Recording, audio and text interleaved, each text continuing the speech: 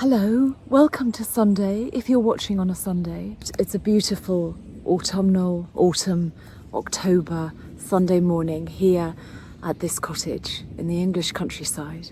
I'm in West Sussex. It's a little bit chilly, which it should be as it's October, but I wanted to be outside and I wanted to tell you why. So this week, a couple of days ago, I woke up with the most awful sense of anxiety, completely debilitating, generalized. I had no idea truly what was going on. My heart was beating in my chest. I had things to do but felt paralyzed. I needed people but felt like I couldn't connect with anyone. So I just felt totally isolated in this sense of anxiety. I examined it a little bit. Was it menopausal? Was it circumstantial? Was there something that I wasn't looking at? Something underlying that I maybe didn't want to touch or go near or face or was trying to run away from? I think it's probably a combination of all of those things. I'm 50. I have some work things that are quite stressful. There are some things coming up in my business life where I'm going to need to be seen, and that can be scary sometimes. So I think it was a combination of all of these things, but there was something I knew I needed to do, which was to be outside and to potter outside and to garden.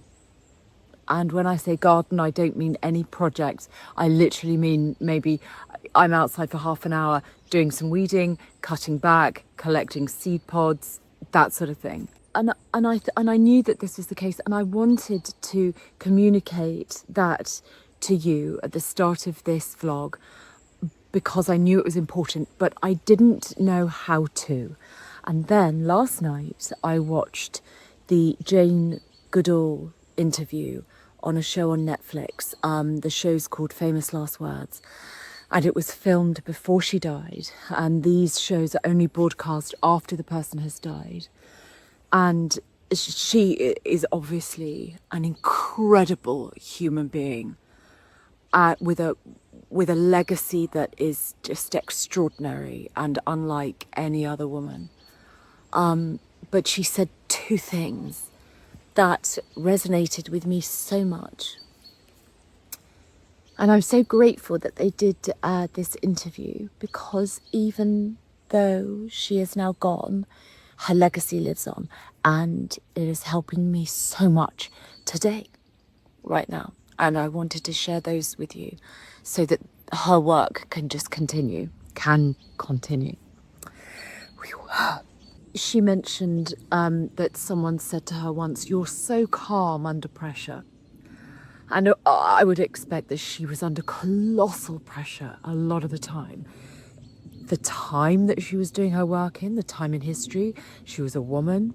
A lot of the time she was alone. The work that she was doing was extraordinarily dangerous, actually. She had to be brave and courageous and speak out. And I think lesser mortals would have found that incredibly difficult and would have lost the plot. But it was noted or noticed that she was incredibly calm. And she put it down to the time that she spent in nature.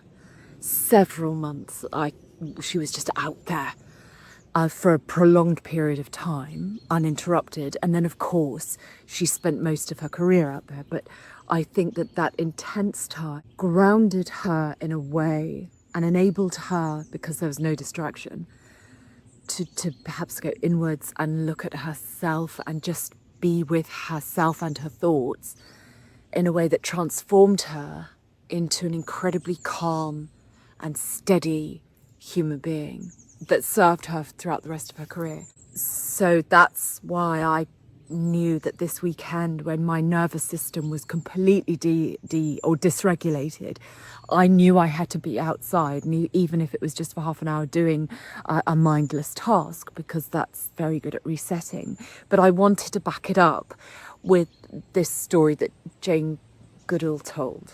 So that's the first part. The second is that she likened the period of history, the period of time that we are in now, to the time around the Second World War. She did both. I mean, she was only 5 when I think the war either broke out or finished. I think broke out. So she was quite young, but she would have known about it. I mean, her formative years would have been lived like directly after it had all finished. So she would have grown up with that, incredibly close. And she said that she felt that the time that we're in right now was similar to that. And I don't think that we can underestimate that, actually, and underestimate the fact that we are exposed to an enormous amount of information that obviously goes into our subconscious and can start to, if we don't know how to manage it, and we're perhaps quite good at absorbing certain types of energy, it can be quite difficult to navigate through the amount of information that we're privy to. So I'm getting outside. It's easy for me to be outside because of where I live. But I also lived in London for years and years and years. And every autumn I would go to and walk in the parks.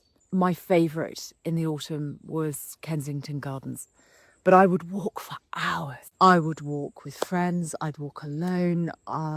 If I knew that my nervous system needed it. And I think that if you can get to any sort of outdoor space. So I've done this wherever I've been, and I can tell you that it works. But I wanted to share this because I don't want to put meaningless stuff out. That's never been my goal. I think there's a lot of value in lifestyle content. When you're sharing recipes, they're brilliant, they're so useful. Or when you're sharing decorative tips, or they're brilliant. I want to copy anything. If you ever see anything that I do, to copy it. That's what it's there for. Also, I think that it's very easy to be online and see situations in the lifestyle space and feel completely isolated from it because it is so perfect looking. And nobody gives you a solution to that problem. You're feeling incredibly isolated or anxious and you don't know why. Then, as well as giving you like recipe tips or decorative tips, I want to share that stuff as well. Because if I haven't learned anything at 50 that I can share with you, then what am I doing here? That's all. That's all. When the kids say, you need to touch grass, that's what they mean. They've got it. They've got it. Love them. Right. Onwards.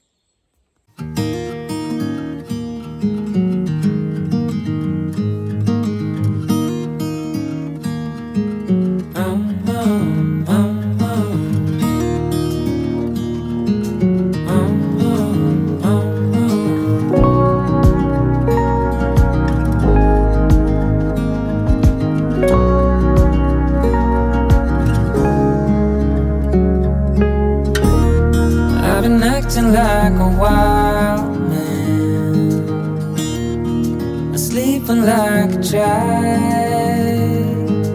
You're so luminous and vibrant.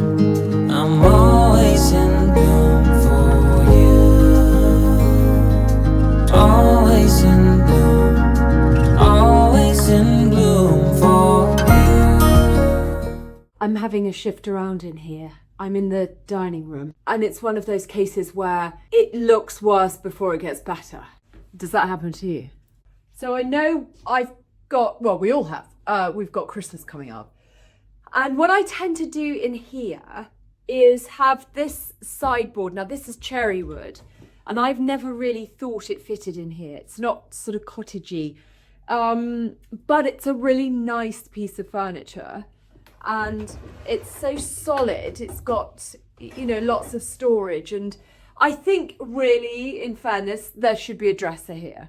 But this sideboard thing is usually reserved for food throughout the whole sort of Christmas period. So what I mean by that is that I decorate it, and I have sort of mince pies on here, Or if we have people over, then I'll have drinks and food and cake. You know, most of the main meal will be on the table. But any sort of, anything that we need, sort of extra candles or snacks or napkins, you know, that sort of thing, I would put up here. This isn't a big space. None of this cottage isn't this sort of vast cavernous house. To me, it's perfect. I love smaller living spaces. So to me, it's perfect. But you have to know how to use your space. So that's what I do with this. Now, I am wanting to change this wall here.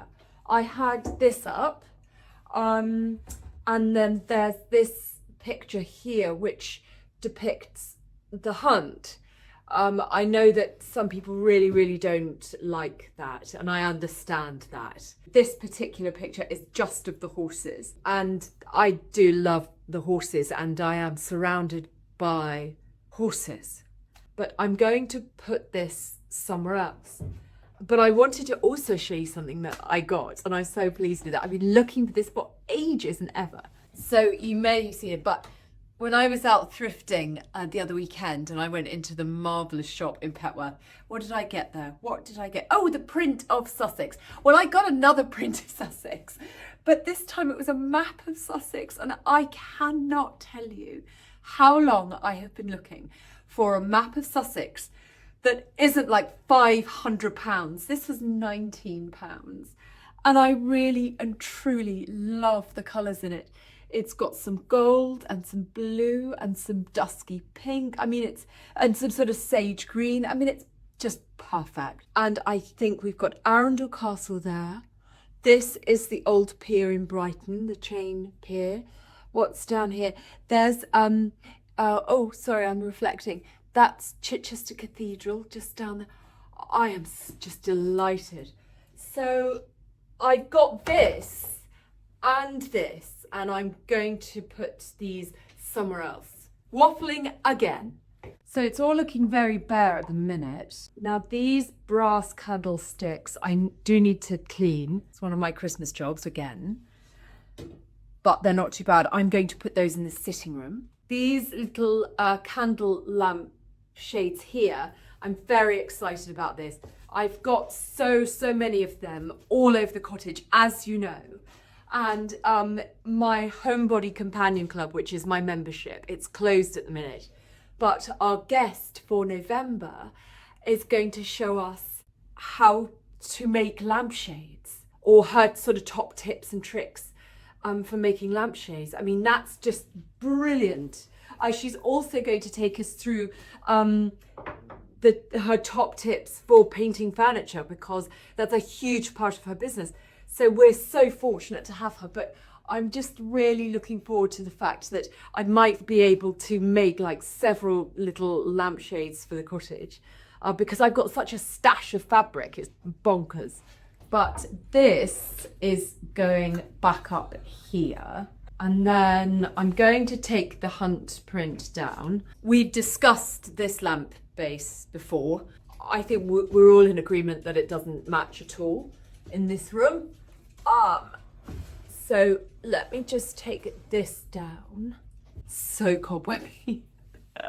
Better get onto it.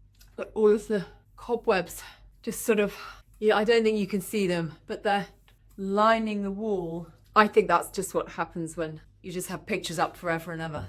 But I don't like to get the ones where there's, weirdly, where there's a spider by it, because I don't need the spider to come down, but I do need the cobwebs to come down. Oh my goodness, you know when you start something and you've just opened a Pandora's box of cobwebs now.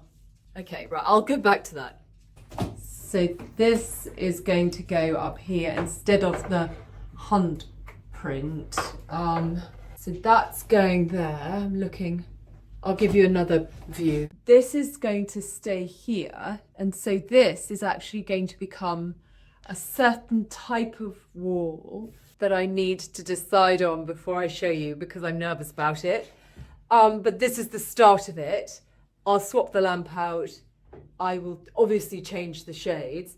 and get on with setting this sideboard up for essentially the festive season. My daughter is having a gathering on, when is it, like a week or so. So I need to have it ready for then, and sort of prepared for an onslaught of teenagers.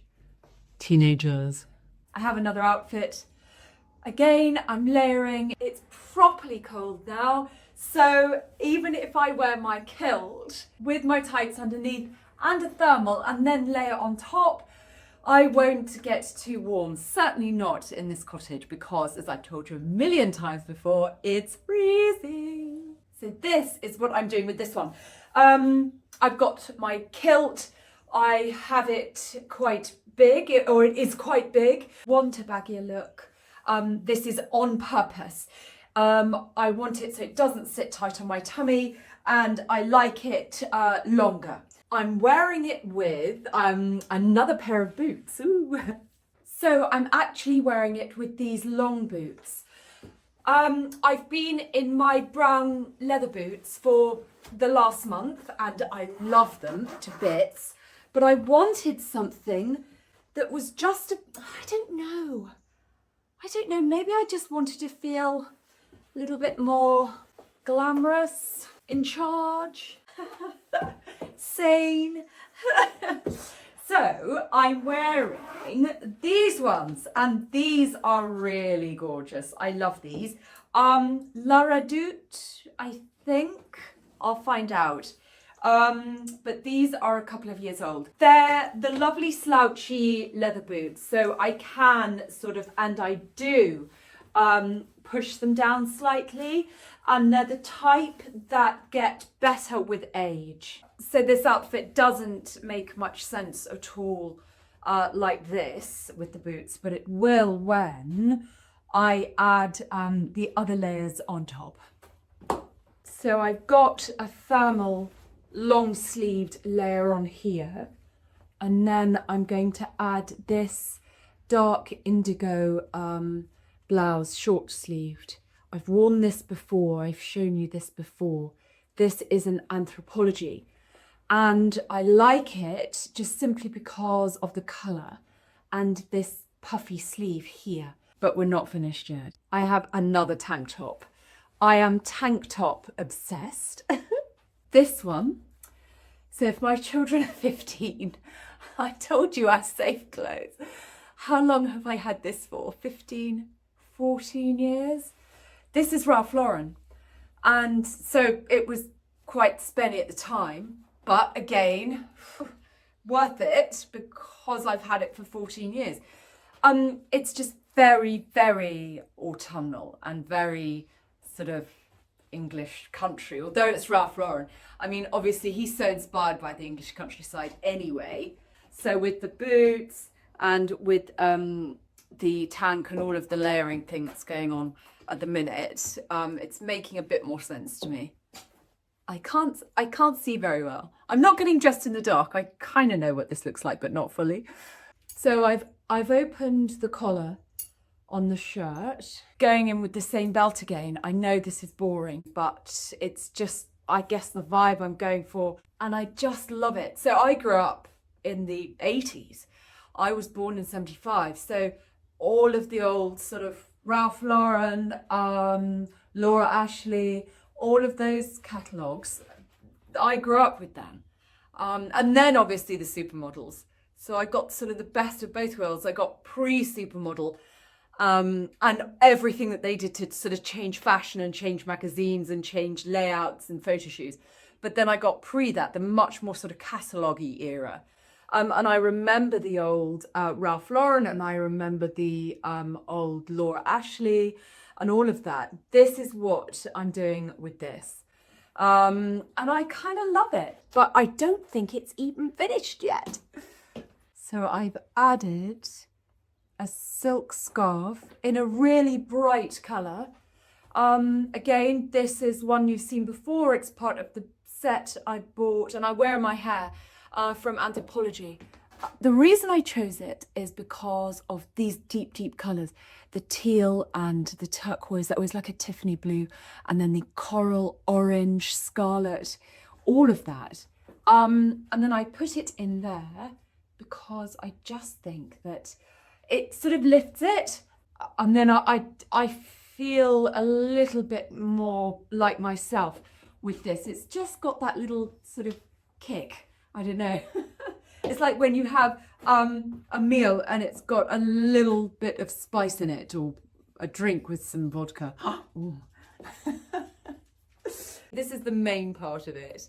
The belt, the tank, the shirt, and then the scarf.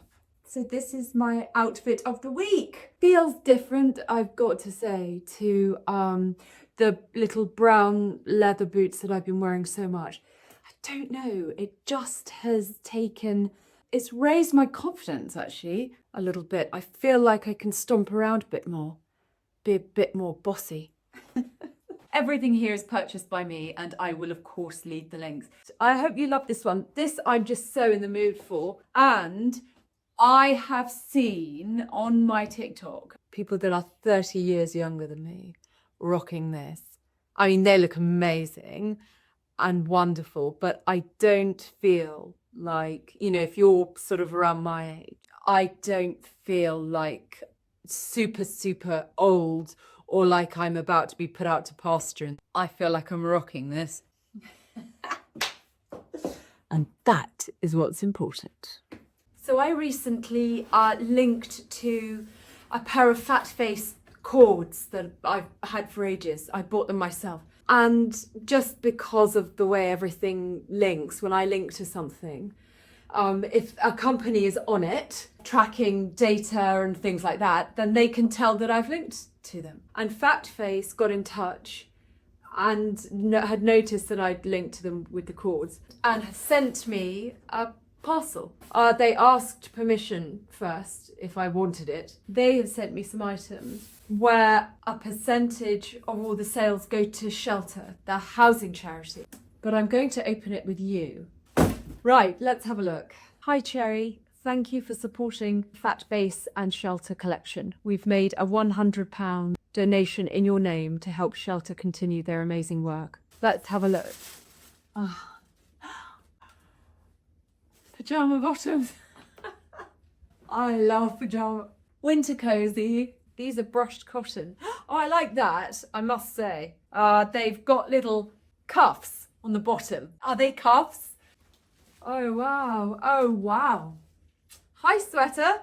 I like this. This is amazing. I might put them on, actually. Here's the pajama bottoms. They're incredibly festive. What I do like is that they've got pockets and they're brushed cotton. If I was to advise you on these, I would say size up if you like a really, really baggy, like cozy clothes. You can tell we're coming towards the season. Like everything is tartan and red and white. I do love it. I do love it. My boots are Cotswold Company, and I know that I've got some long, chilly days down at the deli and all of that. You can see this before I can see this. How's this? Is this a Christmas jumper or what? I've got to look at this. I can't see a thing. I love this so much. I love this so much. I'm such a Christmas person that I am all over this. If I hadn't have liked these items, you never would have seen them. I would have emailed our Fat Face and just said they weren't for me and offered to, you know, sort of send them back, or I don't know how it works, but I would have communicated with them.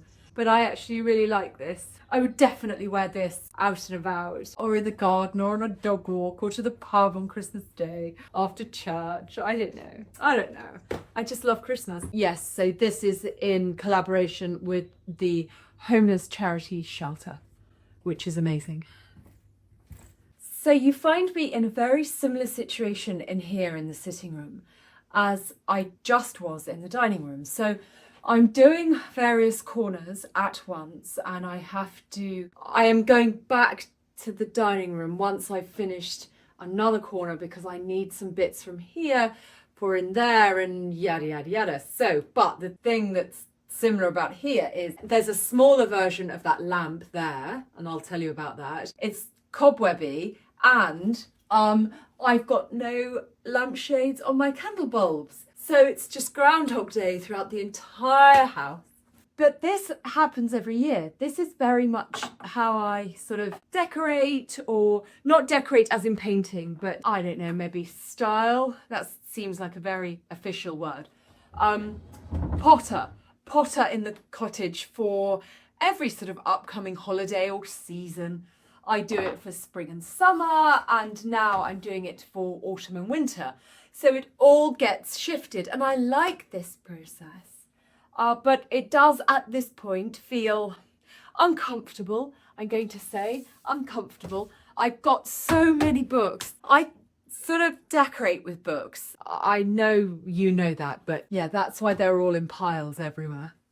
So this is a big tall boy that I got from Autumnal Antiques Fair like 4 years ago. It was just when I first moved into the cottage. I wanted it for upstairs in my bedroom, but I couldn't get it up the stairs. That is the reason why I haven't changed this lamp sooner. And I'm not actually, I don't think, going to change it now, because this is so heavy. It's full of fabric at the minute, but even if it wasn't, it's really heavy, and the foot has broken on it. So under there, I was to move this out, to unplug that lamp, to change it, it would just topple over. So I'm actually just going to cover that lamp and just fudge it. And then one day, I will make the effort and move the whole thing out and change it. But I do not have the wherewithal to do that right now. Last of the dahlias, and I'm just hanging on to even these little wilty ones for just the longest time. And don't you love them in the blue and white? I just love them. I love them. The hunt print from the dining room is now here, and it's leaning. So let's carry on. I've got to work quickly because that is going to slide and it's quite heavy. So just until I've hung the picture, I'm going to put these books here because these are really heavy. And then I had something on top of there and I've forgotten what it was. What did I have on there, honestly? Oh, there it is. Oh, I had some dahlias. I had some dahlias, the last of my dahlias. All of them are looking so sorry for themselves, but I just can't bear not to have them. There's some dahlias there.